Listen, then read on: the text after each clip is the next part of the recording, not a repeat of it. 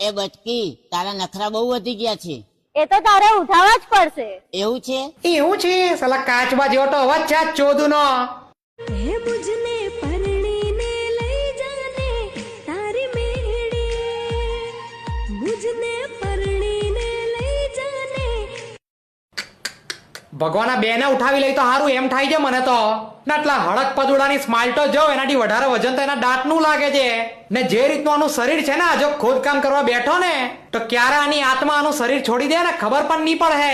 જીવતી લાશ છે આ. સાલા લેલા મજનુ સમજે જ પોતાને. આ બે કુપોષણના શિકારી તારી લેલાને ઉચકવાના ચક્કરમાં તું ઉચકાઈ જાય કોઈ દિવસ. ને તું મજનુ ઓછો ને મજૂર વધારે લાગે છે. કેમ કે જે ઉંમરમાં શ્રવણ બનીને મા બાપને ઉચકવાના હોય એ ઉંમરમાં તું સિમેન્ટની ગુણ જેવી માલને ઉચકવામાં લાગેલો છે.